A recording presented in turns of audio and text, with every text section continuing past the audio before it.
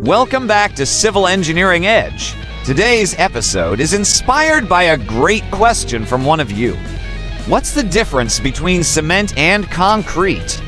If you've ever heard someone say cement sidewalk or concrete wall and wondered if they're the same thing, you're not alone. These two terms are often used interchangeably, but they're not the same.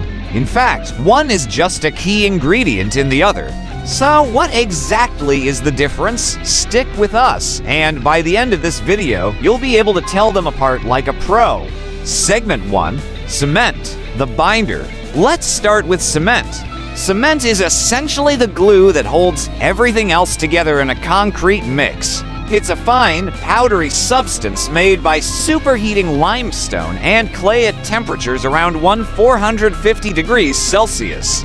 This produces small lumps called clinker, which are then finely ground and blended with other materials to make what we know as Portland cement, the most commonly used type today. But here's the thing, cement alone isn't very useful. If you mix it with water, it'll harden, but it's brittle and lacks the strength needed for construction. That's why we don't build roads, bridges, or buildings with just cement. Think of it like flour in a cake. You wouldn't eat raw flour by itself, but it's essential when baking a delicious cake. In the same way, cement alone doesn't do much, but it becomes incredibly useful when it's mixed with the right ingredients. Segment 2, Concrete, the final product. Now, let's talk about concrete.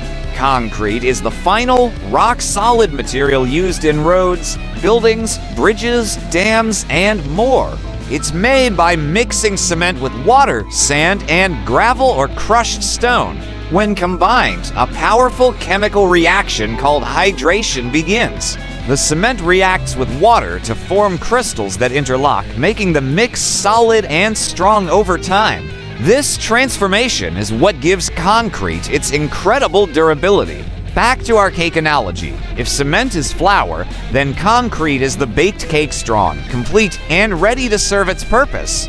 The confusion between the two makes sense. Cement is such a vital ingredient in concrete that people often mix up the terms. Even construction workers or DIY enthusiasts sometimes say cement driveway when they mean concrete driveway. Adding to the confusion, hardware stores may sell bags labeled cement mix, which actually contain cement plus sand and gravel, essentially a ready-to-use concrete mix.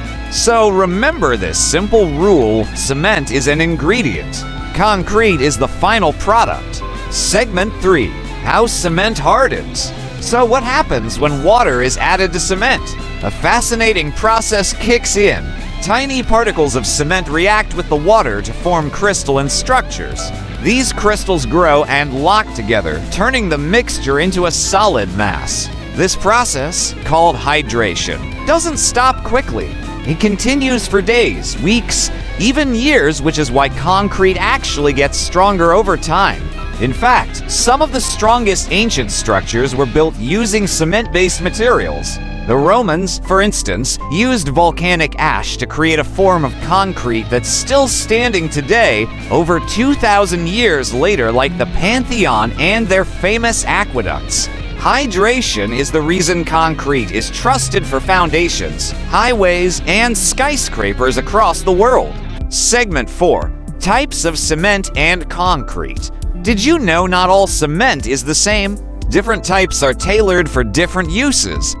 Sulfate-resistant cement is ideal where concrete will be exposed to seawater or harsh chemicals. Rapid hardening cement is used when projects need to be completed quickly. Low-heat cement helps control temperature in massive pores like dams. Concrete, too, comes in many varieties. Reinforced concrete includes steel bars, rebar for extra strength. Lightweight concrete includes air bubbles to improve insulation. Self-healing concrete contains special bacteria that produce limestone to seal small cracks automatically. To ensure quality, the mix must be precise. Too much water. The final concrete is weak. Too little water. It becomes hard to work with. There's even a basic guideline called the Rule of 6. At least 6 bags of cement per cubic meter. no more than 0.6 water to cement ratio, and a minimum of 6 days of curing. Proper curing, keeping the concrete moist and at the right temperature, is critical. It prevents early cracks and ensures long-term strength. Segment 5: Environmental Impact and Future of Cement. But there's a catch. Cement production is energy intensive and produces a lot of CO2. In fact, the cement industry is responsible for about 8% of global carbon dioxide emissions. Thankfully, innovation is on the horizon.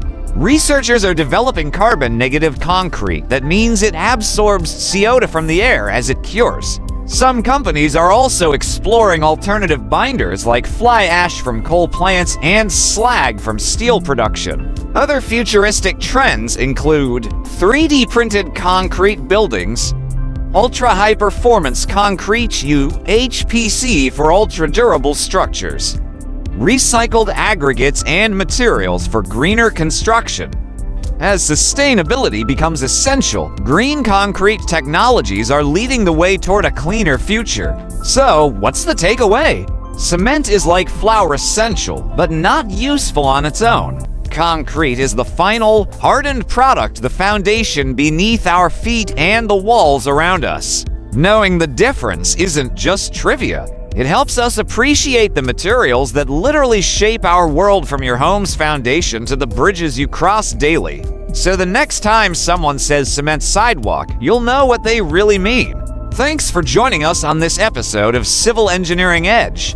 If you enjoyed it, hit like, subscribe, and drop your suggestions in the comments. We might just feature your question in our next video.